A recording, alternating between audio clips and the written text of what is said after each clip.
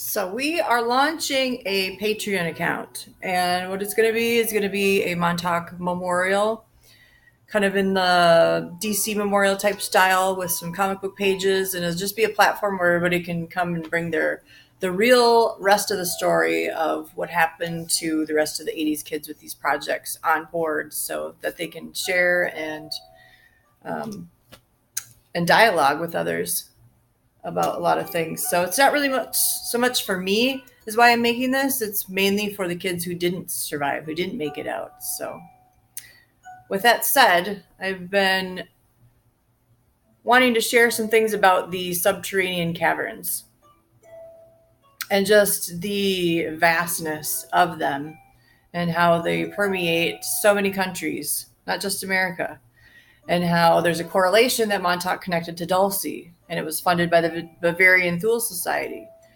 which was occupied by the Seahawks, and they were from Alpha Draco. The Greys were mainly from Rigel, Orion, the Zeta Reticuli, and it's also funded by Black Ops and German intelligences. They were called the Thule Society agents back then. So there's a lot of correlations with Montauk to Dulce in particular, first and foremost, because Dulce was an extension to Montauk and where it was a hybrid program and a cloning center. So it was constantly key members and evolvees were mainly going back and forth from there. So initially, the science underground was brought above ground, and it was called Tri-Biotransfer Facility that had advanced technology, and they were doing medical and mental gain procedures, they called it. And, Montauk had a hallway of nightmares and the cage before the green room, and then Dulce had its own hallway of nightmares. So sometimes it was confusing whether you were at Dulce or if you were at Montauk. So they were closely interrelated. And yellow fruit are lab workers that were called that, I guess, because there was a yellow light that was outside of a decontamination chamber. And then the Montauk and the Mind space-time manipulation projects were also there too. And then reportedly there's about 25 bases that were involved with this. And, probably like 40,000 abductees who've been programmed and then served as sleeper cells or sleeper units of the New World Order. So the computer archives of the Montauk project were housed in the underground facility near the Alsace-Lorraine region, near the German-French border, and that was known as the Montauk Alsace-Lorraine Time Archives, or what we call MALTA, Malta. And that created a hyperspace field.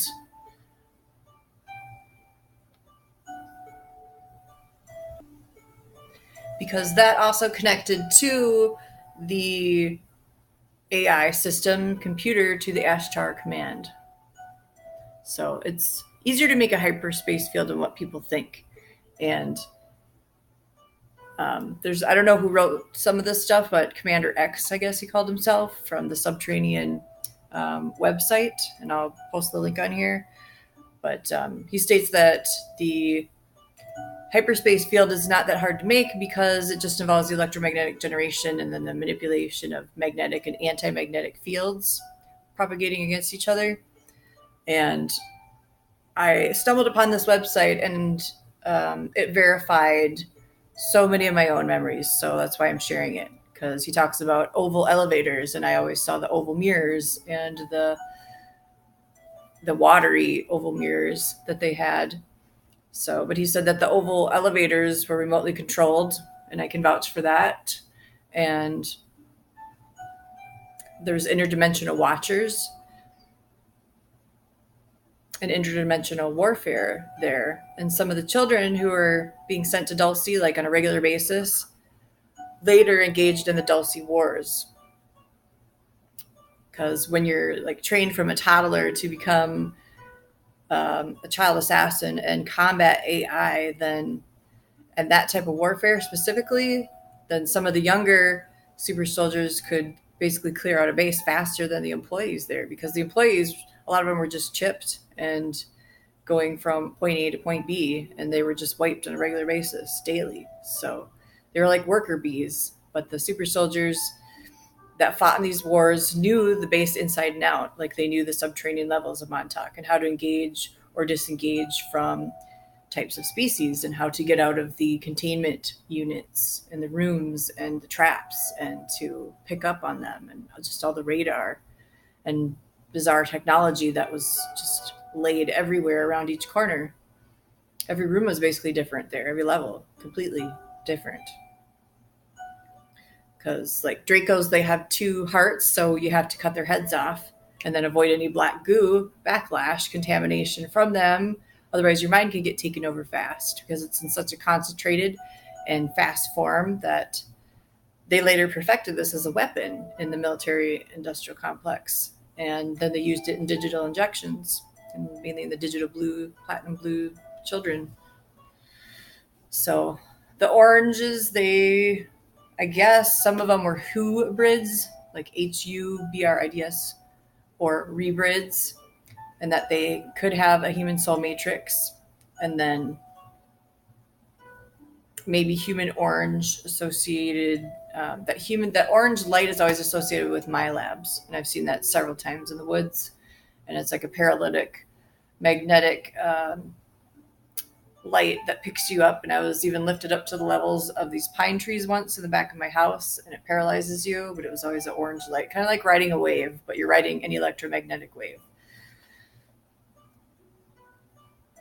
So the creatures, they can't stand uncontrolled environments because they're control freaks and they have to control everything. So there's several ways that you can combat different types of species. And they wear suits for protection against like excessive heat, and then they are fed formulas. So like if their food supply goes out, then they'll turn green, I guess. So it was green and grays. They turn into like yellow, light yellow green, this guy says. So, and that means they're healthy. So then he says that the heart is on the right side, and then they have 1 lung, and then they of course eliminate through their skin. White Dracos were leaders too, and this stems from like the white, black, red, green dragon families who fight for control of resources still. And they're called the EBAN, I guess, the EBAN. And they have both reptilian and insect-like qualities. And they speak a language called Eushu, EUSSHU. So, some kids that fought in these wars were hybrids. And I've heard the term yellow fruit quite often. They had to use them to help free the humans that had been taken captive because, intelligence agencies got involved and their best scientists got stolen and they wanted their people out. So then they used the blood and the body parts for their food formulas to keep them alive too down there, because they always had to have a supply of food. And then they had growing vats for artificial wombs.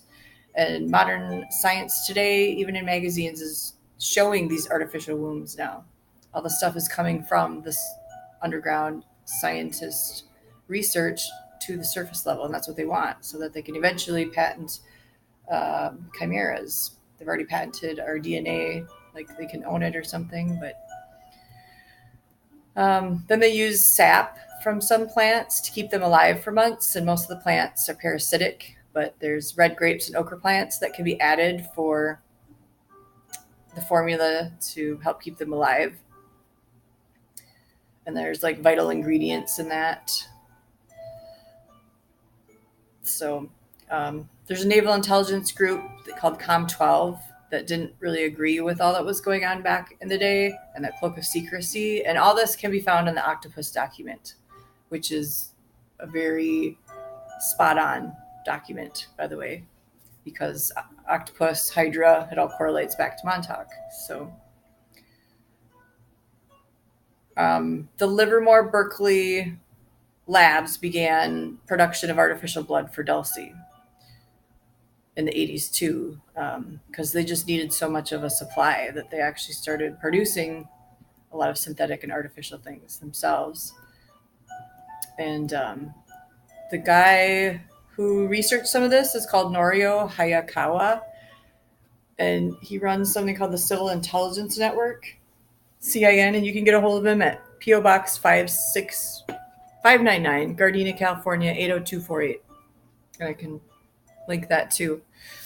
So a lot of the modern movies that are coming out, like the Ant-Man and the superheroes and the villains, that all goes back to these projects, to bases like the Ant Hill, which is Northrop's Technopi base. And there was people that saw like 10 to 12 foot humans looking, beings in the lab with like white lab coats on. And even in the book of Esdras, in chapter 13, which is actually an old Jewish legend, there's the mentioning of the 10 tribes of Israel that disappeared beyond the Sambatyon. And that's a place like in the very far north.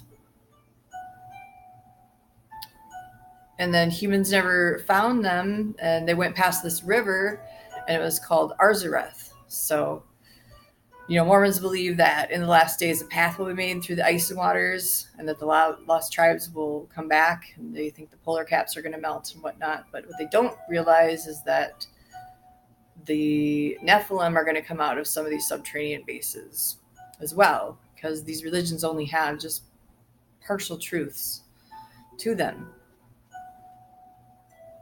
So there's 3 tribes accounted for, 2 half tribes, Judah, Benjamin, half of the tribe of Levi, and half the tribe of Dan. The Ethiopian Jews claim to be descendants of Dan.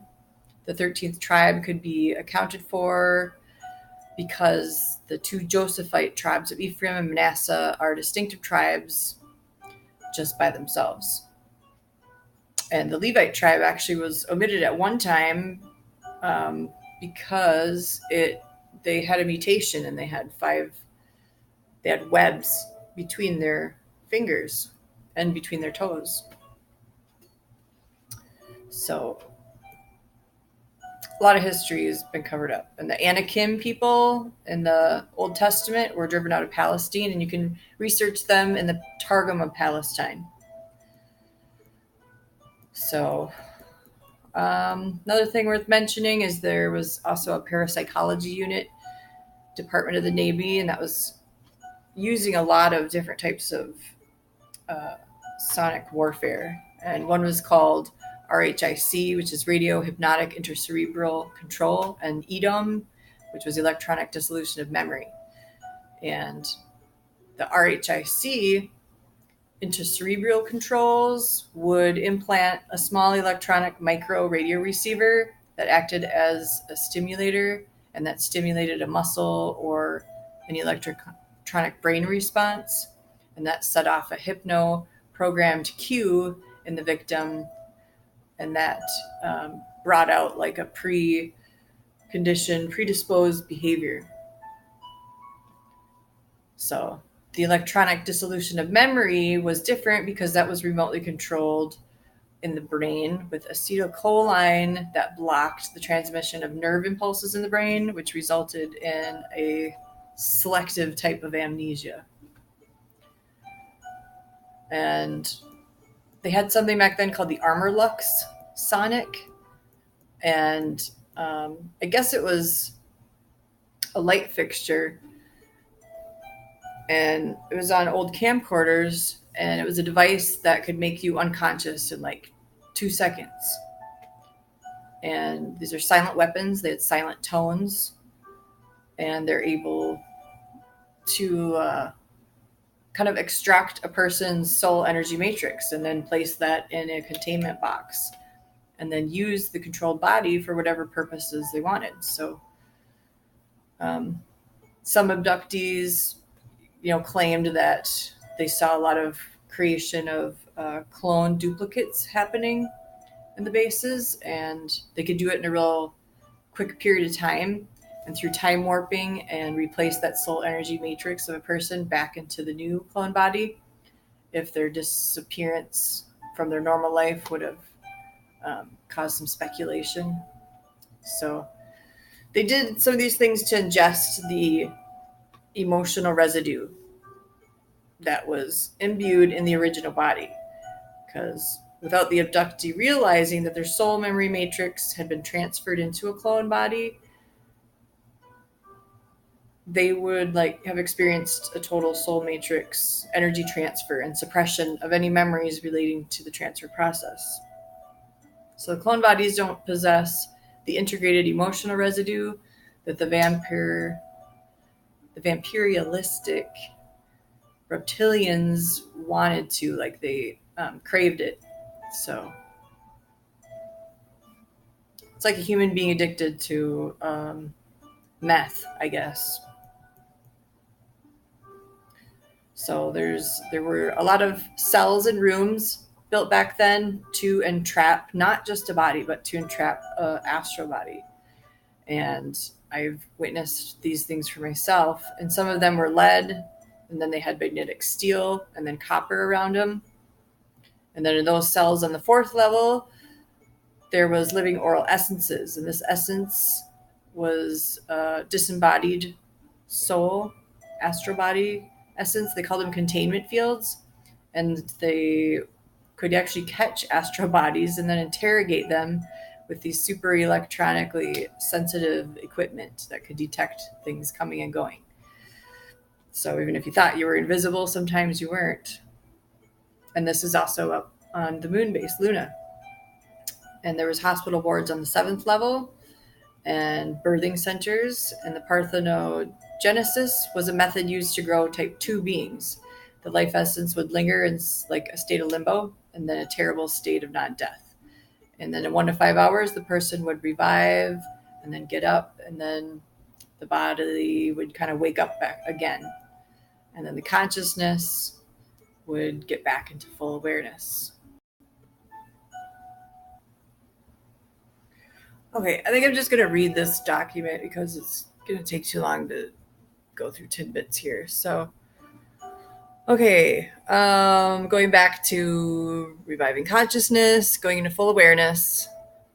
The alien scientists, because some handlers were aliens and there were alien scientists there. A lot of bodies were just taken over by the alien mindset there. So the alien scientists reprogrammed the human brain and planted false information. When the person awoke, he recalled the false information as information he gained through life experience. There's no way for a person to learn the truth. The human mind remembers and believes the false data.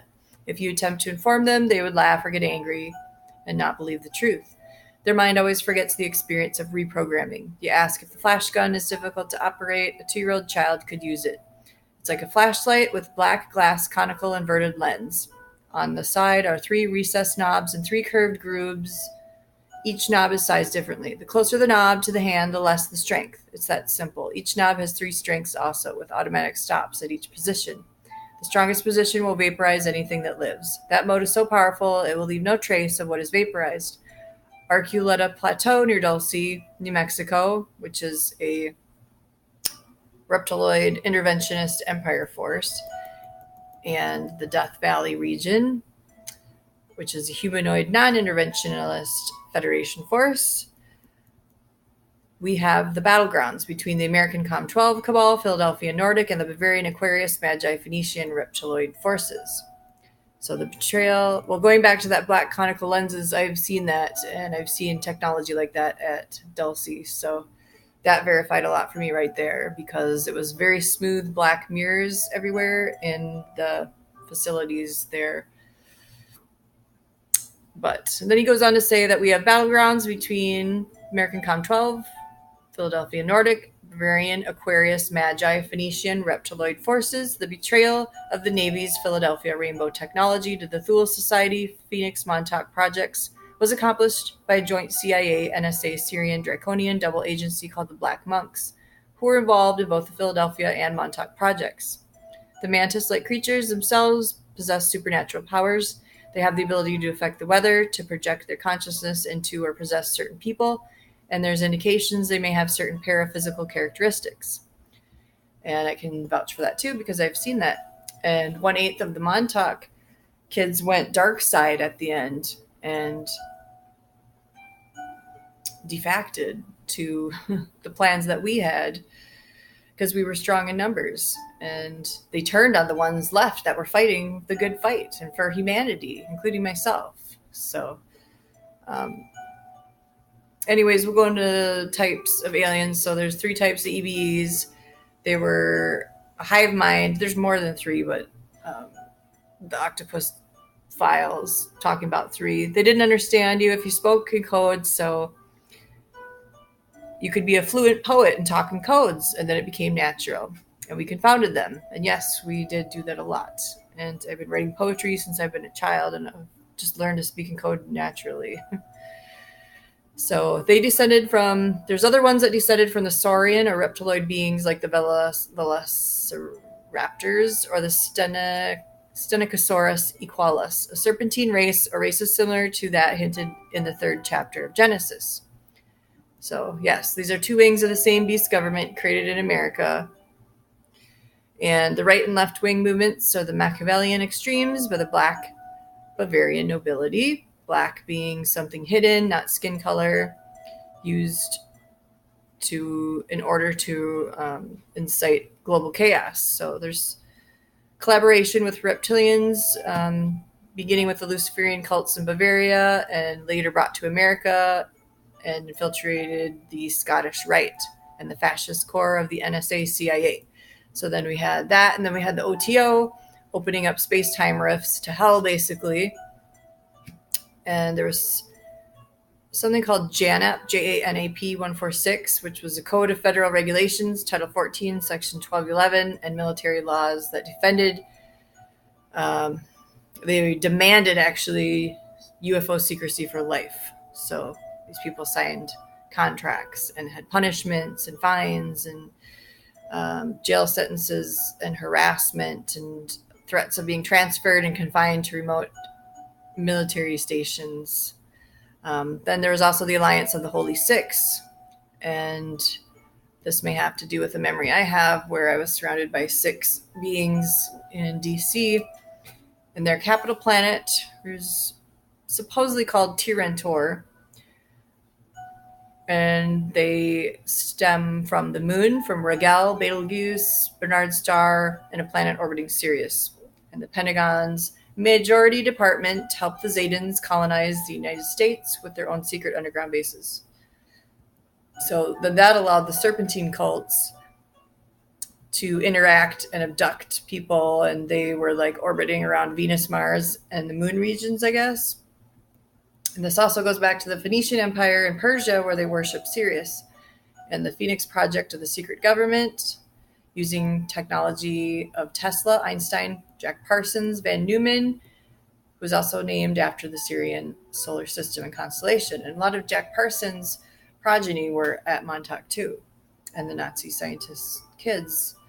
So its former directors, now trying to expose its secrets, claim the Syrians gave them their technology of mind control, time travel, invisibility. Fourth Reich, which was also called New Berlin Nazis, Aleister Crowley and his magic secret societies are the legacy of Martian secret science and Syrian psychic and interdimensional genetics. And that is definitely true because he was there at Montauk inhabiting a different body at the very end, and it was a group of black wizards there. So there's some thriving underground cities on both the Mars and Luna where intergalactic colonists and their associates shuttled up from Phoenix Project, Delta Forces, Pentagon, Lunar Cycles, New Berlin, which is also a term for underground Antarctica, and Illuminati plans for future survival scenarios. Xians are also a race, Xions, and then Scientologists also have an alien god they call Xenon, I think, Xenon, so that's similar. I don't know if it's the same one or not. And this also goes back to the kingdom of Pan. And, that was portray Pan having this ancient city and landmass, Pangaea, having fauns, centaurs, satyrs, and I think that's why the NRO uses these creatures in patches, not passages, but because they have a lot of weird patches. And it's because they've seen the edges of this flat plane and they've seen the extremes. And when you go to those edges and you see the extremes of not only space, but of nature, the deeper you go, the deeper you look, the weirder it gets. And these beings that are on the fringes, so they call a lot of this fringe science, had been here since the aeon of time. They just don't appear to humans because they're ancient And then there's elder races too that have been here for a very long time. So, there's been house cleaning going on with the inner earth realms and the great cavern cities. There's negative destructive entities that are being removed by friends and brothers from other advanced worlds, celestials, and both astrally and physical levels of inner earth are being cleared out. And that is happening to prepare for the second coming of the Son of Man. And there's something called Taurus Mountain, which is an entrance to the U.S. base Archimedes, to the north. South Pole, same thing, entrance to the U.S. base. And the vehicles glide like a sled over the magnetic ground. And there's also these white pods that they use projects in that could go inside of the Earth. And they were also run on like magnetic tracks. So you had to prepare for this mentally and prepare your mind from an electromagnetic shift that would happen after that, because it would almost do like a polarity and flip your mind if you weren't prepared for that. So in this mountain, it was also functioning as a particle beam weapon base, and they used hydroelectric generating equipment there. And the inner earth people were described, they were actually describing the firmament as being like a watery vapor that fell on them, and how they had recorded the demiurge and the deluge. So they took their records deep into the earth. And there's a lot of weird names for things going on the moon, like the ocean of storms, Folklides, the Sea of Crisis, the Sea of Cold, and the Sea of Fertility. Just those names alone give me the creeps because they sound like alien birthing centers. So then there was reports of a high-tech city discovered by a small group of American researchers in the 40s, and they had 2,000 people stationed there to study ancient mechanical devices and the operation of time-space portals and holographic records in an ancient underground rail system, with Rainbow City being the central hub. I've been talking about this Rainbow Arc Pavilion for a long time, and this also ties into the Arctic region. So then you go into things like Mount Weather, and the movie War Games was about this. And it's basically a data repository. And what they have is a survivors list, and they use all the data generated by the war games and domestic crisis scenarios. And it maintains and updates a list of names and addresses of people that are vital to the survival of this nation, or who can assist essential and non-interruptible services. So they have a lot of lists of people. And Mount Weather also has an unelected parallel government in waiting, ready to take control of the U.S. upon word from the president or his successor. So this also correlates with Russia's Yamantau Mountain Ural Complex and its relationship to the U.S.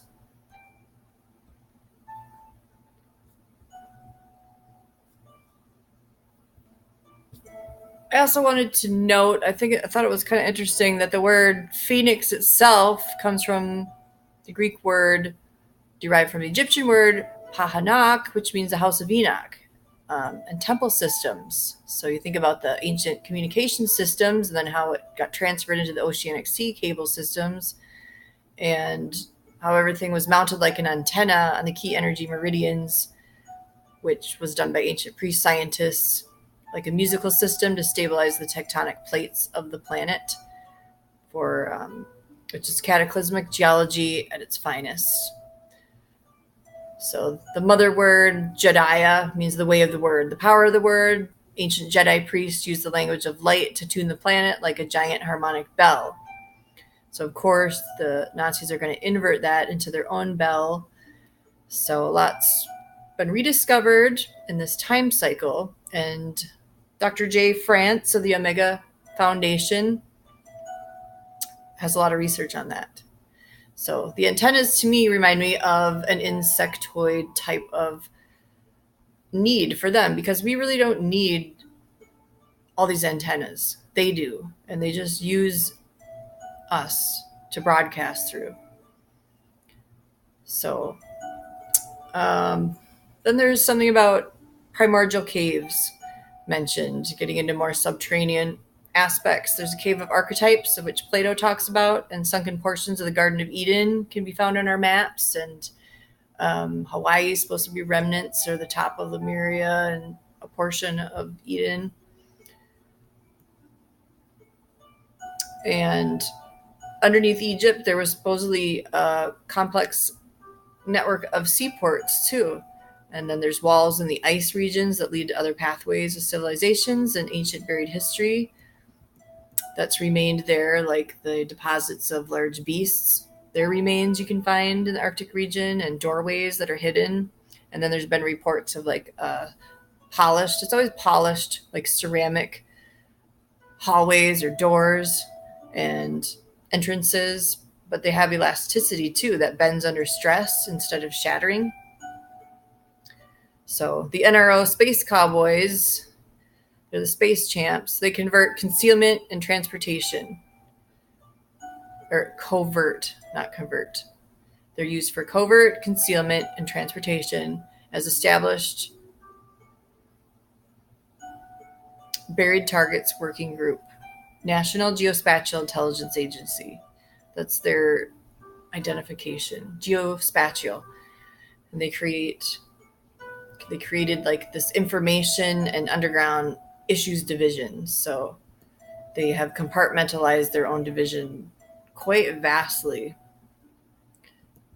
And it's been infiltrated by malevolent alien influences, and 75% of funding goes to that agency alone. So it's become an alien Luciferian intelligence agency, and the structures enslaved our government. So it's individuals that need to work together under divine guidance who will win the battle, and Christian militias. Some of this other tech that was there was called overhead imagery, and the NRO has these energy scans called electrical optical infrared radar, and they do a lot of scanning activity. So they scan the depth of construction and materials in these underground bases, and they measure signals intelligence, which is called MASNIT, MASINT, where acoustic and seismic electromagnetic signals radiating from the facility will be gathered and analyzed. And then there's vortex areas and nodal points across the Earth. And there's the Blue Diamond Vortex, which was a hub for other connecting bases and people involved. And there's transference facilities for human abductees. And then the vortex areas serve as a entry-exit point for aerial vehicles. And Truman received assurance to new high-tech knowledge and victory over enemies of the earth. And then he was introduced to Samaza and Kowak, he called them, these aliens from Boots and Typhon, which is just another word for Draco. And they were both reptilian kings or ambassadors. So Truman updated the 100 Treaty from 1933 with Roosevelt, and then asked for magnetic advance. They asked for magnetic advance, and they exchanged space knowledge and experiments, and hostages were actually exchanged and used for genetic research and experiments.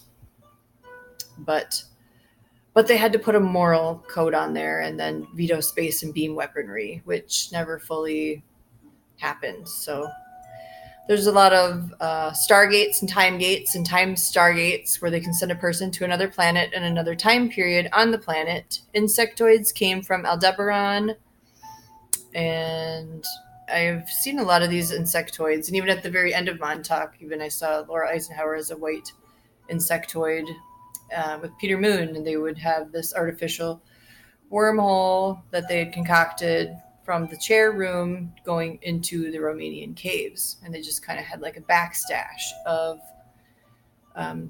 kids there and just piles of bones in this cave. And then they tried to trap me there, and they had a bunch of floating orbs that were entrapped, like they were trapping the children's essence or something as the orbs on the tops of these caves. So, they tried to seal me in that, and then I somehow got back through the tunnel, And these insectillions like to throw like a tornado energy at you or a vortex, so it was hard to get back out of the tunnel. It was like going through a tunnel with a tornado coming at you. And the very end of Montuak was like a lot of wizard-like battling because of the high dimensionally black beings that had taken over that place.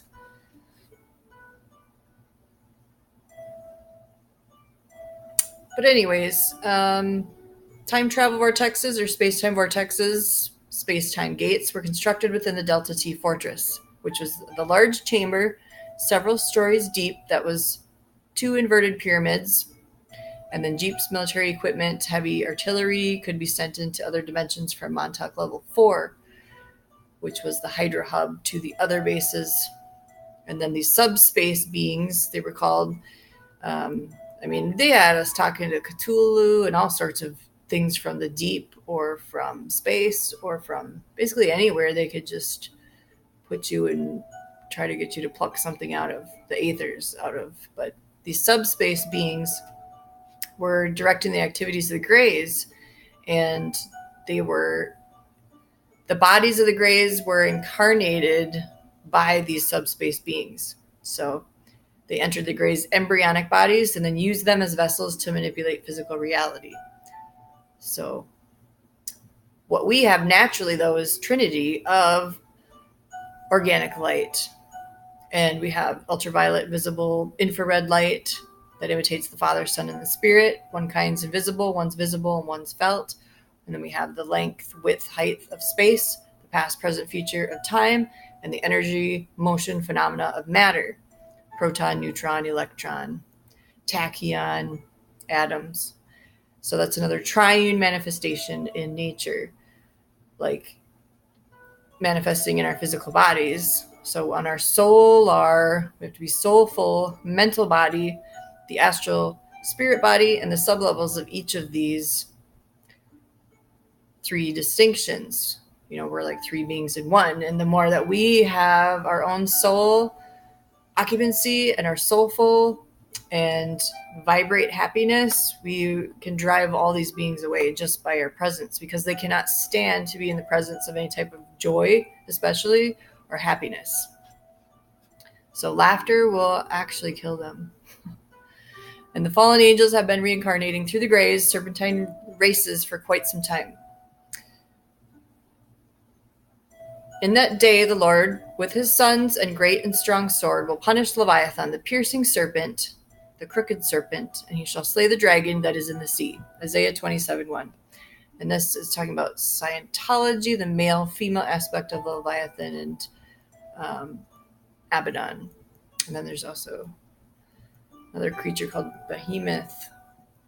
But there's some good Bible quotes about the dragon. And this is talking about the reptilian collective, the piercing serpent. And that's why you see Archangel Michael piercing the dragon all the time. And Psalms 148:2 says, "Praise ye him, all his angels, all his hosts. Praise the Lord from the earth, ye dragons in all depths." Anything that has breath needs to praise the Lord. That's what he wants. So this war has been going on for a long time. So this guy, Michael Ash, that was a Montauk experiencer, says some pretty good things. He talks about the Ashtar Command, which is, as I've always known, a computer artificial intelligence mother hub, which will probably be linked into Skynet soon.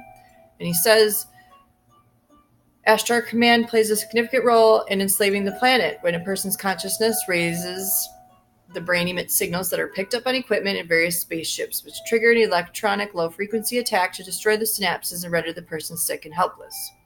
These are the crafts of the NRO and the NSA, basically. They have radar to detect big psychic gamma bursts or anything that is on a high supernatural scaled level. They like to pinpoint it. The next stage after this experience is a visitation by angels, and one will discover like Saint Germain or something in the Matrix. And then people are trained through false information and used as a channel to promote more disinformation and to give significant information out of sequence. So only through discernment and testing the spirits would you know if something's an angel sent from the Lord or not. So these people, they don't have the armor of God on. They provide more disinformation, and they give significant information out of sequence, like teaching love without teaching people to align with the truth of their feelings first. So avoid these types of groups, and like Ashtar Computer, Bavarian Commando Center, Cobra, or any of these crazy names like that. I mean, the name is in them themselves. Legion. All you need is God. So then we have a Mormon connection to Montuak. And the Mormon church is only one of many that the Scottish Rite, which is like Wiccan Masonry, that was created or infiltrated or turned into like this hybrid Christian Masonic structure.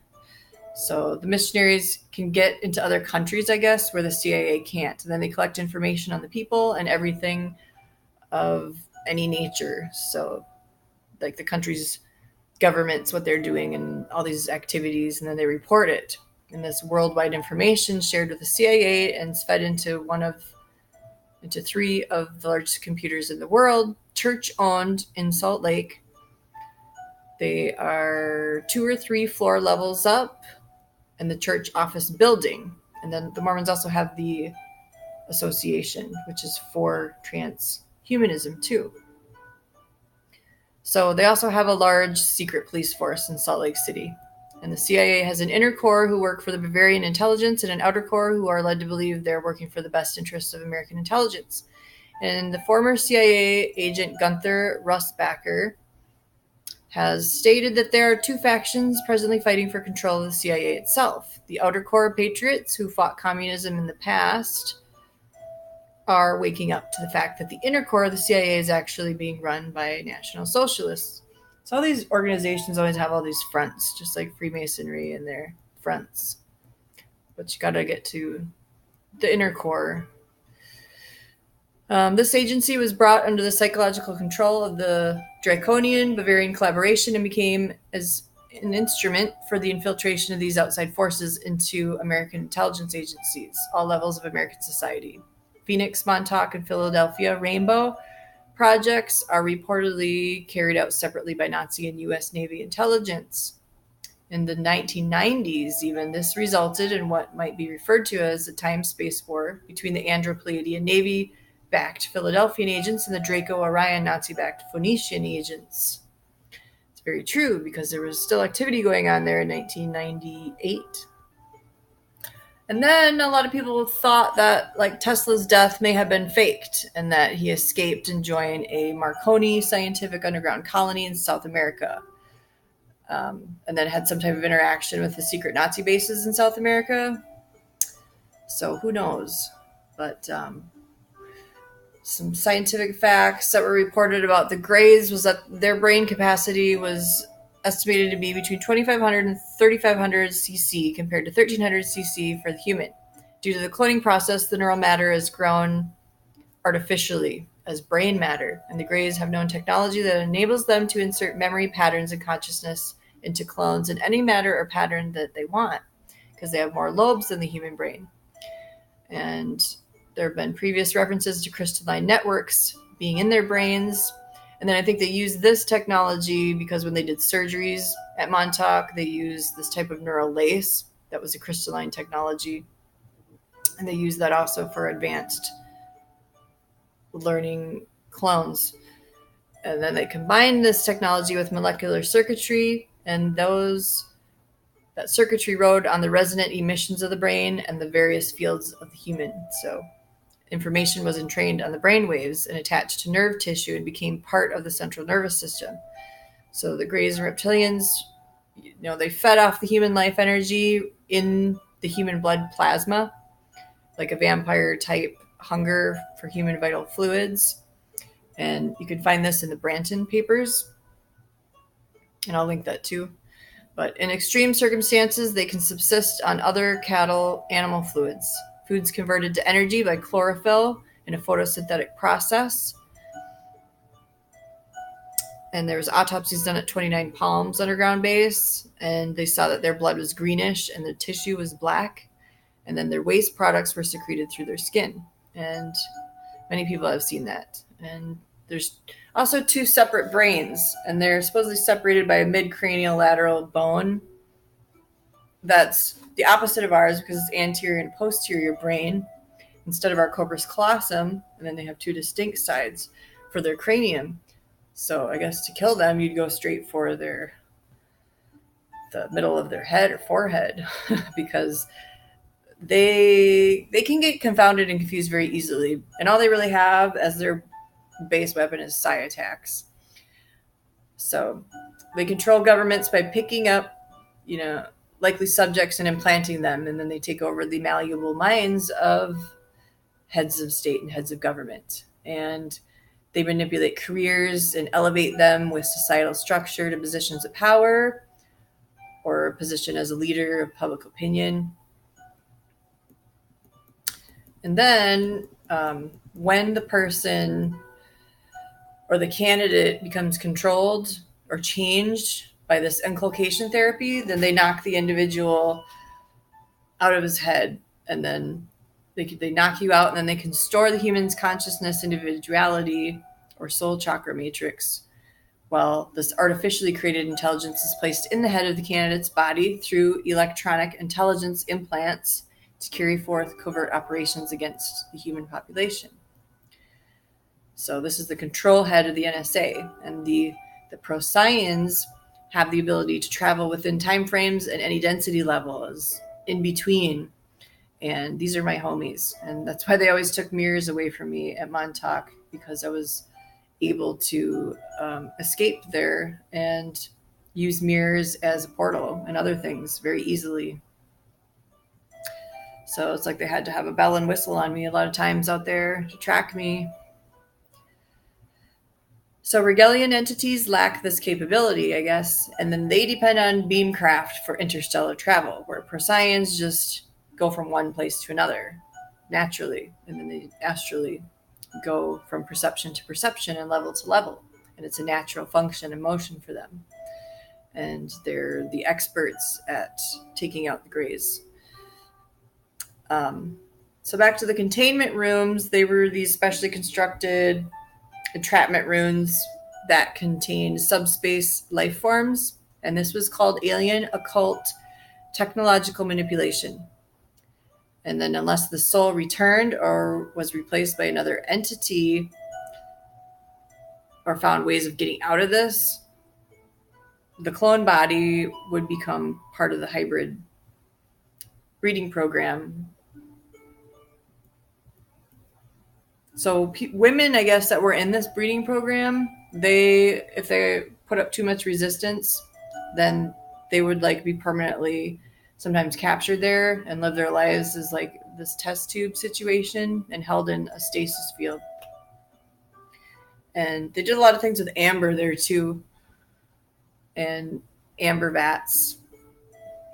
And they could hold, because amber can store things for a very, very, very long time.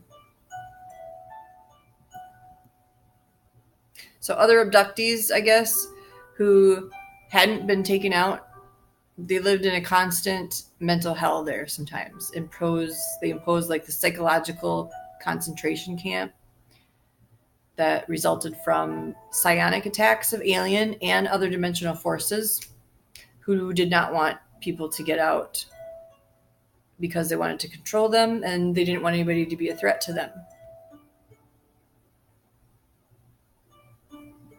So the replicates maintain the same surface memories and identity of the original, which were electronically transferred into the clone minds via the mind computer link, and the clone may or may not contain the original soul energy matrix. So there's always a bio-brain link, and that's why they wanted to keep the original with a lot of the project kids so that they could continually use them.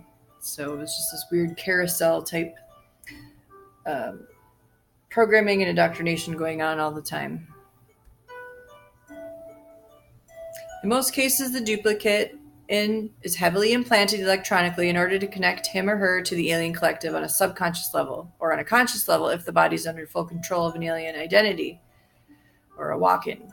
And then there was synthetic life forms created with animal-based tissue, which took on any form that was genetically manipulated, like with artificial neural matter even. So alien technology permitted the withdrawal of memory from a human being and the implantation of that memory in synthetic neural networks. And other methods used molecular computers to simulate memory. So molecular computers, something I haven't touched on much, but it'd be something worth looking into. So Dreamland was also short for Data Repository Establishment and Maintenance Land. And Elmont was electromagnetic intelligence. Then they had the Cold Empire, Code Eva, which is a robot now in a lot of sci-fi movies. And then the program HIS, which IHS is a Jesuit Vatican word. And the symbol actually means shit turned upside down. And that's HIS stood for Hybrid Intelligence System. Then there was the BW, CW, IRIS, Infrared Intruder Systems, and Bypass. And they knew how to manipulate bioplasmic bodies there. So they lower your heartbeat with the deep sleeve delta waves. And they're using the term sleeve now in sci-fi movies. And that induced a static shock and then reprogrammed you via the brain-computer link. And then they introduced data and programmed reactions into your mind. And that's called information impregnatation in the dream library. And Montuak did a lot of correlation with this type of programming too in dream states and lucid dream states and other many types of states of mind. And then there was the gamma ray laser called the Gazer, GASER, and that would track and shoot down meteorites. So they could bury something in your past and then return to your present and then unbury it. So you wouldn't risk creating a paradox that way, and then you'd phase shift yourself into some other dimension. But you could use what you buried in the past to influence your present and your future. So regardless of the ways the past might be manipulated as opposed to altered, we in essence would not have a time cop scenario of an infinite number of solid timelines, which would put an infinite strain on space itself. But a 12 monkeys type of scenario involving time travelers making the past rather than changing the past through some type of multi-linear reality or the so-called eternal now, quantum cause and effect type of scenario. So it was like it's a game of time wizards. Montauk survivors are in a time war, fought with the onslaught of the Black Wizards at the end. And the very end of Montauk was so strange indeed, because when the galactic intervention happened in the middle of the Galactic Crossing Center, which a lot of military bases have, which is an oval and a high energy spot where ley lines connect, I saw the release energetically of a bunch of serpents going into the air. I mean, the whole place was just like a viper den. So it was amazing to watch all that energy just burst out of that place and get blasted out. So what happened at the very end is that they would come into the dorm that I was in, these two like imps that was sent by Crowley Moon, Mr. Moon, and it was so bizarre. I was just thinking in my head the whole time, nobody would ever believe this. Is this really happening? So what I did is I'd actually like hold a orange or a banana from the mess hall when I ate. And then when they'd come in, they'd like grab me by my arms, drag me out, and then they'd take me down in the woods into this like trail. And the first time I was like, this is not happening. I just repelled them and they fell onto the ground. I thought it was all over. Then they come back again. And then this time they gave me a pill. And for some reason, this pill would just like strip the frontal part of the membrane of your mind, it felt like, so that you were impervious to being able to shield yourself in such a solidified manner that you were used to before, and at such a thick intensity as some of us could do that. So it was like it just like deteriorated the frontal lobe, which would allow them to psychically, mentally, psychologically, spiritually attack you. So what I would do with the orange the first time is that when these two little orangish looking Ewas looking imps would come and take me, then I would drop the orange on the trail and look, and I would hear it fall on the ground, and then I'd think, okay, this is really happening. And then I did it the next night with the banana, and I'd hear it drop. And then I would try to remember my way through these trails, because I had so many trails through the woods that would lead to very bizarre buildings that didn't make any sense, or houses. So go into this white house, up the steps, they drag you, and you were already starting to get drugged by the time you got brought up to the steps. And then they put you in the chair, and then you would get attacked by these black wizards that were there at the end, one by one, and it was not any fun at all. But continuing, Greys created a time loop to come back and crash at Roswell while their evolved members were somewhere else. So they created a time loop. They only operate at a singularity hive mind pinnacle point of reference, so it's easy to confuse them by bringing out your creative spark and talents and remind them of the prime creator's force to wipe them out. Reptilians will clone a human body through a time-space acceleration and transfer the conscious memory matrix from the original body into the replicated body for the sole purpose of consuming the original body along with the emotional and chemical components, because that's what they're after. And this residue, I guess they call it, this vital energy that's contained therein, or what I guess you call chi.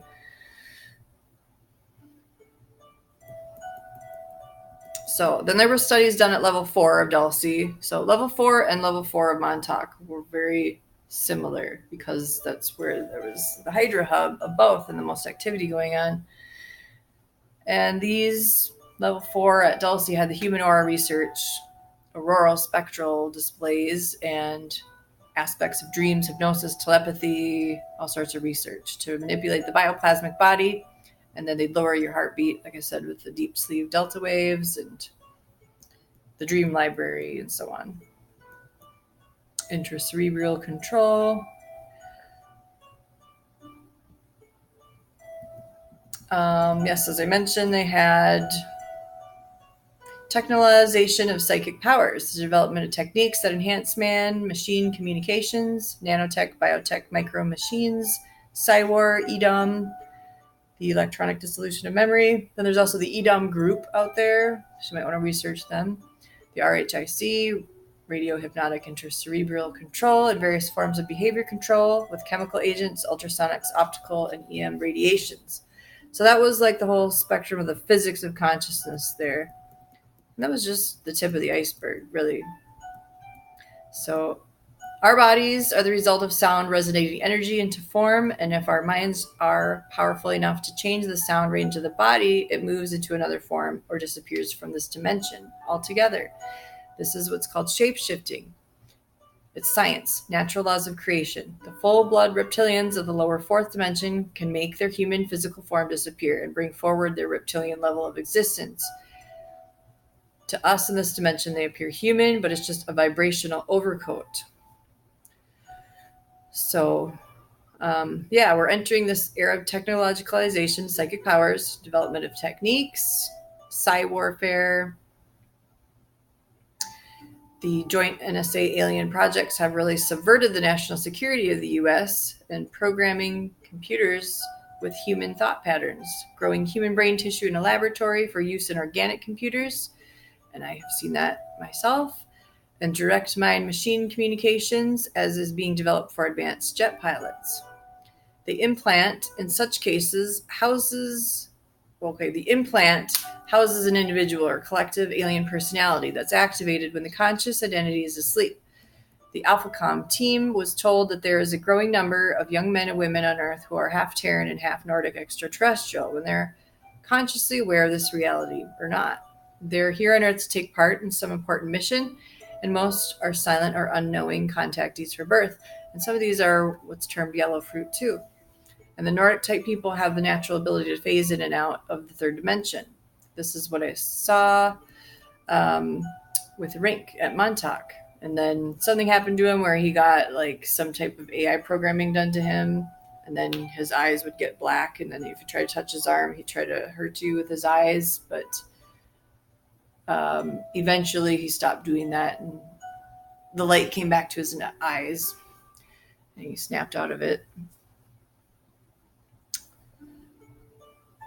So the implementation of post-hypnotic suggestions carry out a specific activity during a specific time, the actuation of which will occur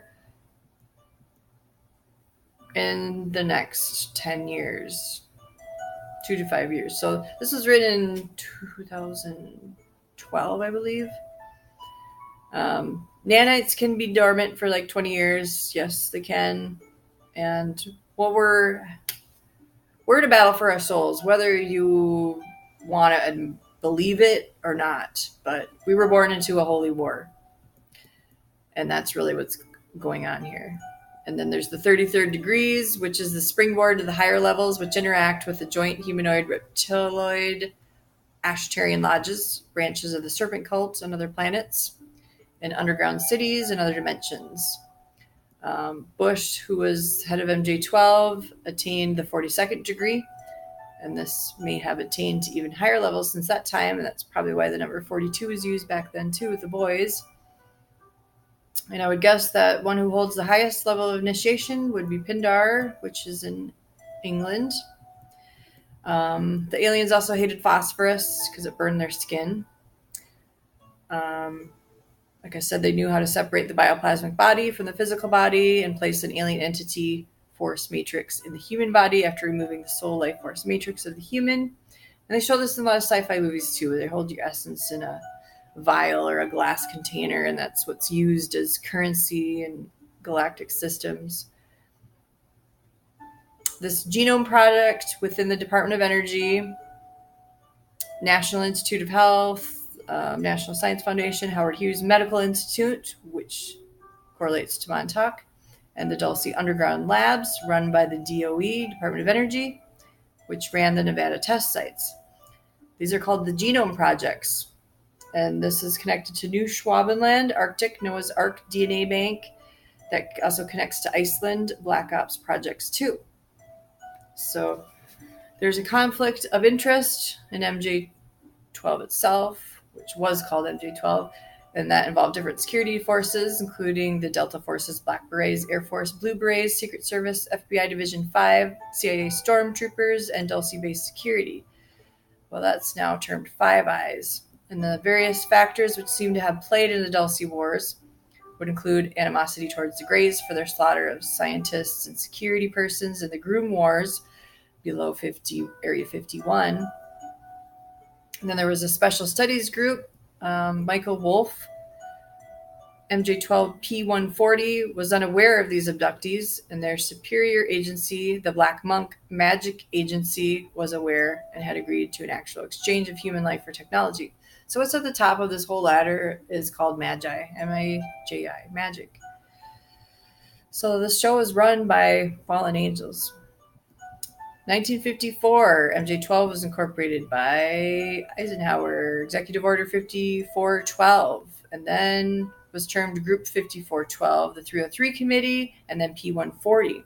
Since the committee's establishment, main ongoing operation codename was Operation Majority, which encapsulated every aspect of the projects and the presence of alien life and technology on Earth. And they didn't get their orders directly from the president, but the executive branch, which the president is only a member of. And this was codenamed the Country Club. The land for the Country Club donated by the Rockefellers, and the Magi clearances only allowed Magic members of Maryland. So then there was the CIA Office of Scientific Intelligence and the NSA Office of Scientific Intelligence, OSI, and plasma. They used a lot that energized. The ships they used were plasma, energized, and they contained antimatter. And the kids could access crafts because some of the kids had more of the DNA structure that they wanted and needed to open up stargates. And some of these ships, they called a process of magnum decrystallization. And what that was the magnum crystals housed an armored cradle of megaplastic, MMGPTUM, which was the hardest substance known. And then during normal operations, matter and antimatter were brought together in the speed gear engine core through the separate plasma injectors, and the magnum crystal assembly was placed in the path of two matter streams, which would have collided with an explosive release of energy, but instead the particles of the antimatter slipped through the face of the magnum crystals that were housed in the assembly box, and the antimatter atoms split apart reactions to the magnesium atoms. Then recombining in a high energy combination, they came back together. And these newly combined atoms received additional energy charges as they passed from one crystal to the next in the assembly. So a few atoms of magnesium and antimatter collided on the crystal surface, but a surrounding magnetic coil contained the energy and radiation from these collisions. So they had their own type of buffering zones there. Then the streams of magnum energized antimatter came from the magnum crystal assembly, split into two separate plasma streams, magnetically channeled along power transfer nacelles, NACELLES. And then the modified antimatter streams resulted in mutual annihilation and the release of enormous energy. And the byproduct of the destruction of the magnum energized atoms of antimatter to the release of unique electromagnetic properties that produce the speed gear field surrounding the mothership. The magnetic containment fields for trans speed gear drive systems.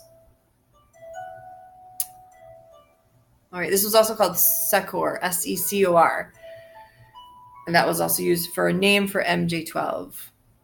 So that's how they drove some of these crafts. And then there was more about the Mormons. There was a Mormon corporate empire that had an enormous interest in this subject. You know, Mormons not only had assassins, but they had their hands in, they're just business tycoons and all sorts of other things. They're slaves for the Anunnaki overlords, basically. So then the Mormons had more power than the White House or the Pentagon over this issue, actually, and there was secret cells within the Vatican itself. The majority agency for joint intelligence is publicly known as the Senior Interagency Group, SIG, SIG. Then there was Project Serpo, the Zeta Reticuli Exchange Program, and its function was to be a covert overseer of star visitor matters, which would be taken over by the UN's Office for Outer Space Affairs, UNOOSA, at UN offices in Vienna. And the UNOOSA helped as needed by the UN Central Security Service and the CSS's Space and Naval Warfare Systems Command and its Special Operations Command. So then there's the Jason Society, which was actually just the scientific wing of Majestic Magi. So there was these other people involved, and John von Neumann, Oppenheimer, Robert Oppenheimer, Edward Teller, Admiral Bobby Inman, Mr. Wilfred Stone, and then 40 members. So the P140 policy, or that was the policy decision-making group. And then there was friction about public disclosure, and then the Avery group, these bird people wanted to disclose things to the public about Luna and Mars, and then the Rigel and Bellatrix Orion systems. And then there was also Alpha Draconis, which was in opposition, and Epsilon Boots, and Zeta 2 Reticuli, and Capella. So some of these members of this Avery Society, one was called Beltway Throat. Or no, he was the whistleblower, Beltway Throat, had a dialogue with members of the Avery, which was the shadowy group of the defense industry, scientists, active former military and intelligent officers who had access to UFO information technology and hardware, which the president didn't even know about. So there was some overlap in membership between the UFO Information Control Group, MG12, and the Avery. But several members of the Avery had access to the Yellow Book and the Red Book. The Yellow Book was a physical record of communications from extraterrestrials recovered from a downed UFO and kept in custody by MJ12. So this extraterrestrial was called EB1, and a second extraterrestrial was in custody, I guess, under MJ12, but it was a female called EBE2, and they called her Charlene, but she was supposedly the actual author of this Yellow Book. So I don't know if yellow fruit has anything to do with the Yellow Book too, but possibly. So members of this aviary bird society, it's interesting how Thoth still distorts a lot of bird sacred imagery, and you can look in the Bible even for unclean birds, caged birds, and revelations and different levels of birds and what they have to do with like creations and levels of heaven and whatnot. But and then there's also like the black bird plague masks, which are cultic type of group, and the owl masks, Lilith, the screech owl. So there's a lot to say about the bird. The bird and the reptile wars also have a long history, but these people that call themselves the aviary group, they named themselves Blue Jay.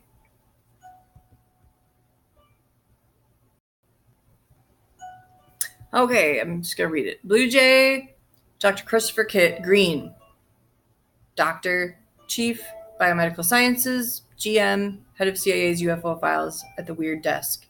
Seagull, Bruce Maccabee, Doctor, Research Scientist, Optical Physics, Laser Weapons, Naval Service Weapons Lab. Maryland, MUFON Physics, Photo Interpretive Consult, prolific author, consultant expert on leaked disinformation UFO cases. Pelican, Ron Pandolfi, CIA Duty Deputy Director for Division of Science and Technology, custodian UFO files at the Weird Desk. White House initiatives to release UFO information to the public.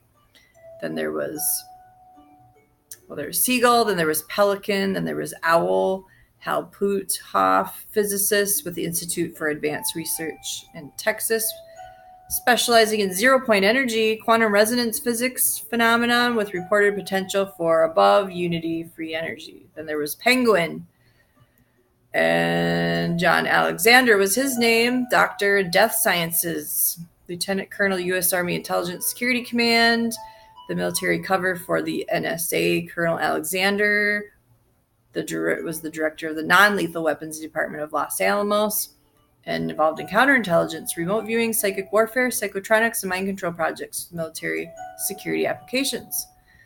Then we have Hawk, Ernie Calestras, security cleared for UFO information, Wright-Patterson Air Force Base, 70s, lived with an extraterrestrial for a while. Chickadee, Commander Scott Jones, Doctor, U.S. Navy retired, Officer, Naval Intelligence, and other agencies, 30 years. U.S. intelligence oversees government research, development projects for Defense Nuclear Agency, Defense Intelligence Agency, Defense Advanced Research Projects, and other organizations. Former aide to Senator Claiborne Pell, who had a long-standing interest in UFOs, the paranormal, and has tried to arrange congressional hearings on UFOs. Then we have Condor, Captain Bob Collins, Air Force Special Agent, Special Investigations, UFO-related intelligence operations. He appeared clandestinely on the 88 Kodak network television disinfo program called UFO Cover-Up Live. Then we have Falcon, Sergeant Richard Doty, Air Force, Special Investigations, disinfo projects, Holman Air Force Base, waging psychological warfare on Albuquerque Defense Electronic Contractor Paul Benowitz.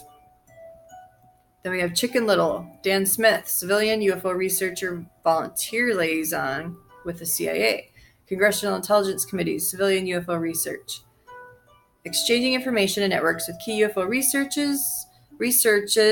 searchers.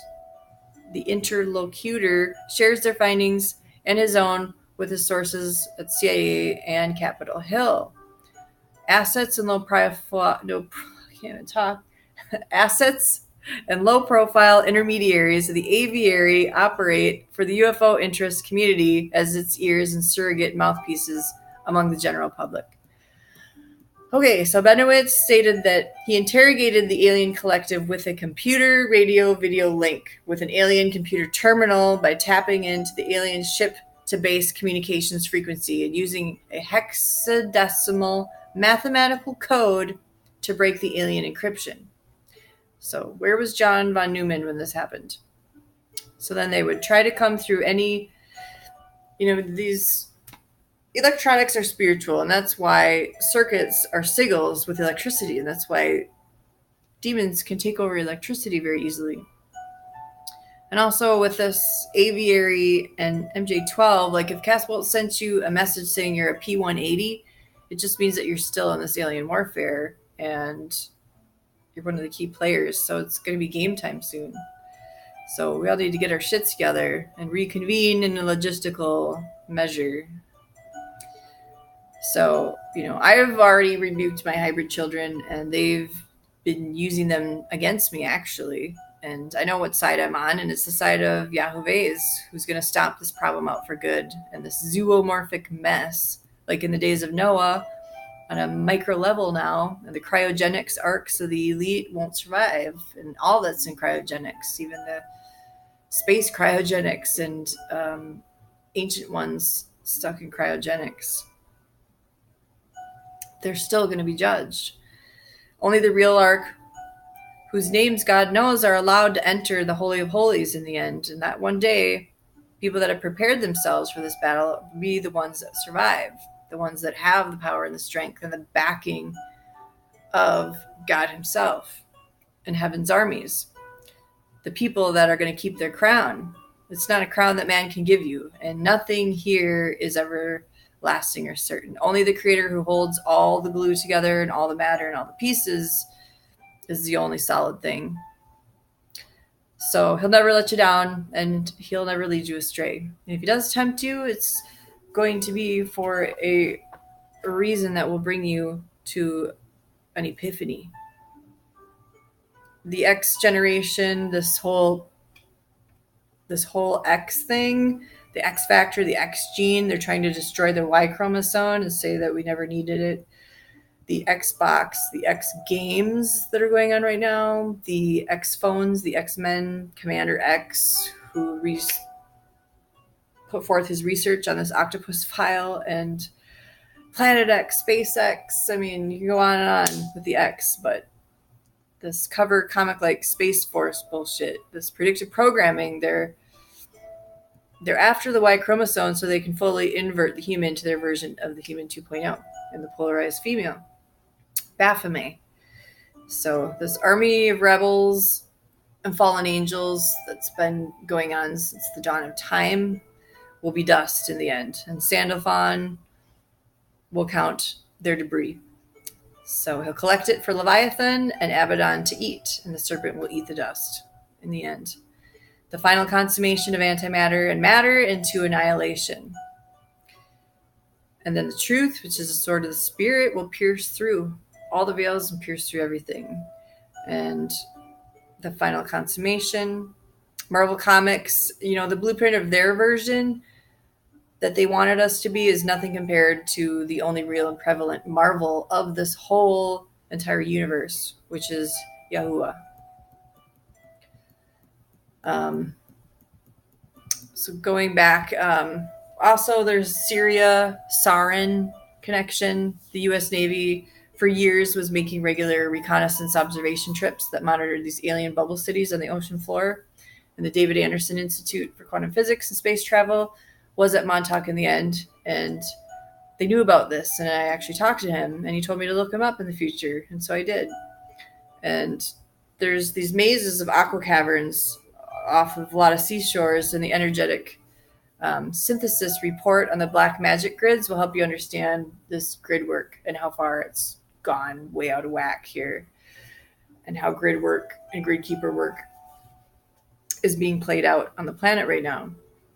So I don't agree with everything energetic synthesis says by any means, but she hit the nail on the head with this black magic grids, and she says that they're energetic structures embedded architecturally, tangible technologies that are used by the controllers to perpetrate harm to the planet or humans in some way to serve their agenda. And in the original blood lineages of King Solomon in the House of David, there was entrusted the return of the alchemical language and its teachings to the people. So it's a spiritual energetic event and an embodiment event. Christ is a physical descendant of the House of David and a spiritual manifestation of the universal Melchizedek. He embodied those mystery school teachings for future legacy of humanity. The inner mysteries that he wasn't going to throw his pearls before swine at. And this is called Solomon's Mercy Shield, and it's a protective spiritual warfare technique like the Golden Fleece, and it's a spherical morphogenetic field designed to buffer and realign horizontal timeline networks and clock shield devices on the planetary level. A clock shield device is like a combination lock that opens biological locks. Like your perception of biological age is governed by a clock shield device. You all have these bio clocks, we're told.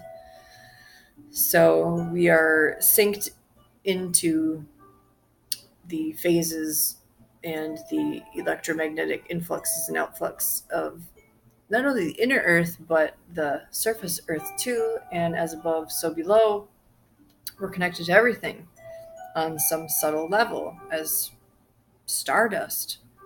So these events in time manifest locally, and the Solomon Shield's specific function is to override grid damage and cataclysm potentials recorded in the Golden Eagle networks. And these are the old A-pin and L-pin systems, Atlantean systems and Lemurian systems, technologies that were embedded into this earth and then went haywire.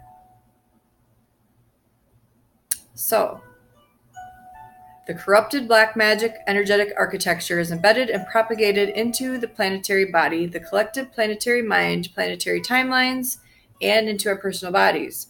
And the subsidiary grid systems feed into the larger planetary reversal net systems and other networks used by the negative alien agenda. And this corrupted architecture is manifested energy body distortions in the archangels and the hierarchy of light beings that maintain and exist multiple octaves of dimensional existence, the fallen ones. The hijacked architecture of the mystery school lineages from Atlantis have been primarily horizontally controlled, governed by the Golden Eagle Phoenix male grid, and are being merged and dissolved at vertical levels with White Lion female grid. The shift has relationship to the progress moving forward to gain access to the heart-based male principle, as it will be fully embodied in its rod function on the planet. Thy rod and thy staff, they comfort me. Metaphysical things. The mind intelligence is linear to time, while the heart intelligence exists as a spherical field in no time, the 0 point, the biggest stargate we have. The Anubian black heart counterfeit, since everything is counterfeited here, these are extremely dense pockets of blackened and dead energy deposited into the earth. Using higher sensory abilities, this can appear like black tar, frozen black calcifications, black crimson crystals, insectoid or reptoid-shaped artifacts, infections, and tumors even. So this earth is a living holographic record and embeds all events in time and memory imprints from every living thing into this grid system. It's like a house. And nothing goes unseen, and all is known and recorded at the end of the cycle. The Earth's a massive genetic library and energetic record for the cosmos, and many of the energetic systems are dead, unplugged, damaged, and directing circuits of reversal-type frequencies out. And these reversal frequencies over time are harmful and block the flow of pranic life force and create insanity, disease, and death in physical forms, the death spiral. And that's the planetary grid network complex, and it's intersected between cross sections of living and dead architecture. Some of it's organic to creation, while a lot of it now in this time that we're in, the late hour, is artificial. And this artificial network is how negative aliens manipulated humans into a state of unplugged DNA existence, like a crosshatch pattern There's vertical, horizontal, and diagonal intersections of planetary grid networks. The larger networks, like the dragon lines and stargates, are massive spinning vortex fields that are directed by a crystal heart. And that is a crystalline network in the Earth's crust that gives instruction sets to direct energetic frequencies through the planet's energetic circulatory system. And it works like a human heart pumping blood into the veins and arterial system of the body, because we also have crystalline structure to our blood codes when those are activated. So if the heart stops pumping blood into a limb because of a blockage, there's serious problems. So the planet has these blood clots, these jams in the crystal heart network in major systems. And it's being manipulated by reptilians. It's the Nubian black heart. Over time, death, destruction, and pain of humanity, and the planet was collected and programmed into these crystal hearts, making them black hearts. Reversed electron networks run these black heart systems and direct harmful energies into the planet. The macro-body relationship impacts the micro-body relationship, and some of us are undergoing massive shifts to clear the damage out of our own bodies and impacting permanent atoms located inside our crystal hearts and the thymus gland area especially. You should tap on that thymus gland every day. Diamond heart transmissions from the aquamarine mother arc and embodied aurora crystal pattern is a part of healing the Nubian black heart. Negative aliens are using memory fields and its archetype to influence planetary fields. Anubis is the god of the underworld and measuring a deceased person with a black heart. The heart and the soul were destroyed by feeding it to Amit, the crocodile goddess. Many apocalyptic recalls I've had where I'm being stalked by these crocodile beings and hiding from them. So a lot of blackness came out of Egypt. A lot of it. Event horizons are critical points in our evolution and convolution influx in this ocean of shifting awareness. Congruence to the black sun insanity that I was part of and precipitate of this Anubian black sun and fallen angel tech that's creating this gridlock system around the dome, to me, is like an axis, it looks like. And it can be moved out of its place. And then you find one end to the other and trace its signature. There's, like I stated before, green blood, black matter, same source. You can trace these dark infiltration points because they usually are green or black. Kind of like, in the Mormons, they have the temple, they have this big rod that goes way deep into the earth, and then they gong it with this little gong before you go through any Freemasonic initiations there. This Nubian black heart system that's just kind of like jacked into this planetary network is kind of like that, but we can knock it out of its place.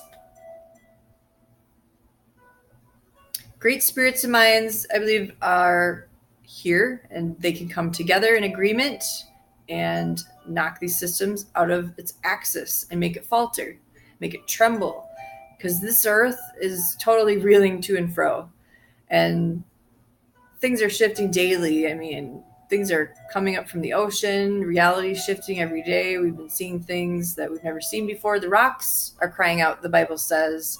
The rocks are showing us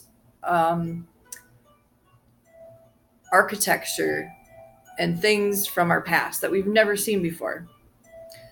So that's how they're crying out. And ancient buried things just keep coming to the surface, not only on our environmental level, exterior wise, but on the inside too. And then the darkness is scrambling because of all the things that are being done right now on this Enochian chessboard in this last round of the Game of Thrones. So getting connected and staying in your heart space will help you understand how deep the rabbit hole goes, and how, back at Montuak, they tried to break open the pit of Abaddon and harness the tech on the entrances in hopes to escape judgment. And the real Thor's hammer, thunder and lightning from Yahuwah, that will crack that pit open, because he's the only one who holds the keys to life and death to do that. And then all souls and remnants in Sheol are his. Hawaii is part of our heart and dear to so many. They attacked that. They attacked many parts of the planet that they're drilling, fracking when they know there's a volcano underneath these places, like the Gulf of Mexico. They pick key locations, but we have the keys to knock them off their power base. So always focus and center everything back in this manner, an energy field back to the source creator and to that organic light, and shed light on things that appear to be untouchable, because they only give you the illusion that they're untouchable. All things that are hidden will be unhidden, and all things that need to be revealed are being revealed right now. So what they also tried to do in these projects was extract atomic energy from our bone marrow, because there are vast worlds within the voids of each atom, and it has diversified like the dust in rays of sunlight. It's as diversified as that. So those VR devices that they had back then that magnetically induced body swapping, when they tried to extract soul information and cellular memory from our atomic energy bone marrow, and then they tried to replace it with an exoskeleton and false membranes. They extracted information also from our cranial membranes and fluids like a magnetic astrolabe, because astrolabes are actually tools of angels, and so they reversed that in a way. The advanced tunneling machines that left the tunnel walls smooth, I've seen those. The finished walls and the tubes, the last part of Montuak I was in resembled black glass, which was totally polished and surrounded every corner of the walls of a room like an octagon. And then they had the two Montuak chair tubes back then that you could stand in. And these experiments, it seemed like they wanted all the magnetism from you too. And then I've heard from other sources that all this negative alien agenda wants all the magnetism from Earth itself. So that's probably, the Arctic was part of the projects too. Mount Meru, the magnetic mountain, because ships would actually go towards the magnetic areas of that. And then we have the magnetic north regions, and that's where Jesus was taken up and shown all the kingdoms and tempted, and the power base that they operated from that connects directly down to the bottom of those domed bubble cities, because those domed bubble cities are strongholds for the demiurge still. But they're useless in the end, because they're like the Muslims trying to block the east gate of the Temple Mount in Jerusalem to prevent Christ from returning to it. Like he needs a key or something to come back and claim all that he's created in the first place. So the Cabal out in the Arctic, they hide the rest of our plane in those regions and safeguard them. And there's whirlpools that connect inside this earth and other districts there, and they churn back and forth. They tested us as kids in these like time freeze polar zones to go out and be tested and see if we could escape this region or how we would interact with or battle things there. And at first, some of them, I think maybe were even holograms, and they gave us these tests, and we passed these tests to the other kids because they were initially just so easy. And things out there on the ice weren't what they seemed to be, is what I remember. So they kept some of our clones out there, and then we integrated into higher levels, and then we interacted with advanced civilizations in the real fringe files, which is the Arctic and the outer zones, and the otherworldly beings that are just interdimensionals. So there's a lot of cave systems down there in the inner world, and the Aurora Borealis is even described in the Bible as amethyst and green colors, and then it describes Satan falling and his gems coming off of his body so that he was distorted and it looked like he had scales. There was giants.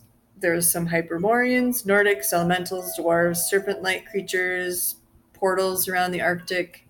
Enchantments were strong, and then they wanted to trap you there. So you had to be careful in your interactions and dealings with other beings there. And then it's like you were stepping up into higher dimensions, and then they saw how far you could go, until God would say, like, no, you can't go any farther because the high and holy mount of congregation is beyond the Arctic.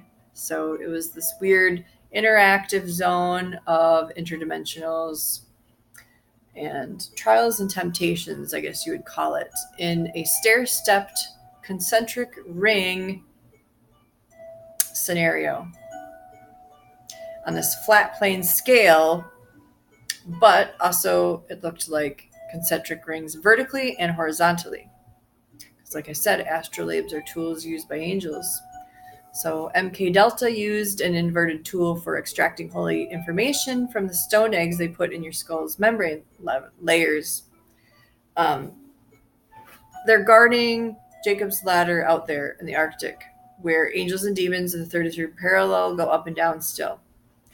And the entrance to the high and holy mountain is there. And Polaris, Kolob, all the names of the North Star point to the Mount of Congregation. And anything else is a counterfeit. And the Elohim Council, the ancient elders still preside and watch over that area. And you can't go too high up there. You can only go to a certain point. And there's many-eyed seraphs and cherubs and orders of heavenly hosts guarding the gates there. So you need to vibrate at a higher frequency so that they can't pull you in and just wear the full armor of God.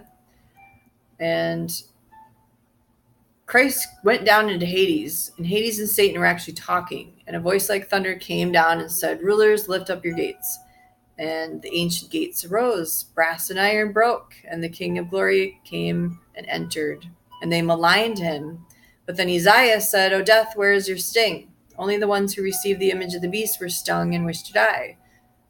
So he says, "Where is your victory, death? The resurrected King is mighty and powerful, and a Lord powerful in war." The gates were smashed, and the dead who were bound were released from their bonds. All the dark places were lit up.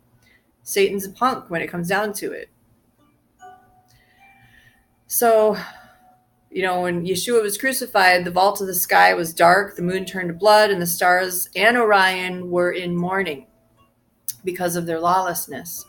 And at resurrection time, 3 a.m., the sun appeared, and exalted men like lightning that strikes in winter appeared, and multitudes of angels said, "Glory to God in the highest. Peace and goodwill to all men. Come up those enslaved in the netherworld of Hades." So then the hills started shaking, the mountains and the rocks split, and then a chasm formed in the earth, so even the realms of the abyss could be seen, and they were split open. The dead started to rise. The multitude walked, and then they sang a hymn to God with one great voice. So that's reminds me of when all the stars in heaven sang for joy. He has made all alive and put Hades to death. All synagogues opposing Jesus were swallowed, and many Jews engulfed, and their bodies not found. Only one synagogue remained. The Lord answered Pilate's prayer at the end of his life, and he said, "All races and families of the nations, and you will be a witness when I judge the tribes of Israel and those who don't confess my name." And executioners then severed Pilate's head, and then an angel of the Lord took it. And then Pilate's wife gave up her spirit with him. This was Pilate from Jericho, who was taken a prisoner of Rome. And then in Crete, a lot happened after this too. The high priest Caiaphas, after he was killed, was put in the ground like Abel, and then the ground did not receive him and spat him back up. So then they buried him with stones. And then Caesar's body was bricked up in a cave, and Annas was left in the skin of an ox to dry out in the sun out there on Crete. And Archelaus' son of Herod, and Philip, his companion, were both impaled.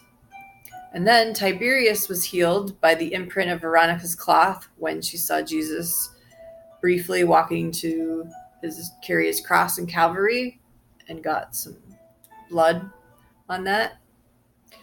And then others involved that couldn't bear the weight of killing the Son of God, they committed suicide, they stabbed themselves to death, or they went insane. And then 2 men that were on the sides of the cross, Gestus and Demas. Gestus was very violent and wicked and godless, and Demas was like the Robin Hood character who stole from the rich and gave to the poor. And he received the gift of paradise in the end on Jesus' right hand. And Jesus vouched for him to the angels. And then according to the Gospel of Nicodemus. So he was a thief like Tobit, but he gave to the poor and stole Solomon's deposits even. And Gestas, the other one on the left, it's like a lamb and a goat. He drank blood from the limbs of babies, I guess, and was very satanic. He never knew God. He cut off the breasts of women and did all these horrible things and killed travelers. So we have two examples of man's contrition hanging up there beside Yeshua and the choice to be good or not.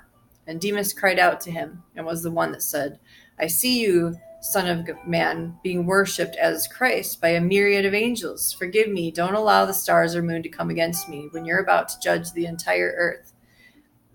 Expiation belongs to you. Save me from your fearful judgment, Master of all. And then Jesus turned to him and he said, Go and speak to the cherubim and the powers to those who turn the flaming sword. The cross shone like lightning through the robber, and its light was 7 times brighter than the sun. And the earth trembled after that. So that's how powerful forgiveness and the plan of redemption is. Even the ministers of Hades, after everything was exposed and opened, sang, Holy, holy, holy is the one who is the beginning in the highest places. You have provided joy to the ages and saved your own creation. He is the Alpha and Omega, not the counterfeit Ouroboros. Because that Ouroboros will be raveled into itself at the end and put to death. Jesus said, Do not smell the sweet smell of paradise that fills this place. Make yourselves worthy to see him. Jesus said to Peter another time, Every nature, everything fashioned, all creation exists together in one another. They will dissolve again into their own root. The nature of matter dissolves into what belongs to its own nature. And that's why fallen angels taught root splicing. It is you who produces sin when you do what's in accordance with the nature of adultery or other vices. The good has come among you to those of every nature in order to restore each to its own root. You are sick and dying because you love what deceives you. Matter has given birth to a passion that has no resemblance, for it's come forth in a way that's contrary to nature. A disturbance to the whole body. Be content at heart. May my peace be born to you. Do not let anyone lead you astray. You're blessed when you don't falter at seeing me. You see with the mind between the soul and spirit in what vision sees. In the third authority, I did not see that all things are being dissolved in heaven and earth. There is a form of darkness, desire, envy of death, the kingdom of the flesh, foolish wisdom of the flesh, wrathful wisdom. Query your soul, destroyer of realms. I am set free through another world, in an image superior to it, in the bond of forgetfulness. The bond of forgetfulness is temporary. The band of your communion is satisfying. I shall receive repose in silence for the duration of time, the time of the age. Don't weep or grieve or have two minds. Grace will be with you, watching over you. Give thanks to his greatness, for he has joined us together and made us human beings. Whatever is hidden from you, and I remember, I will proclaim to you, thus saith the Lord.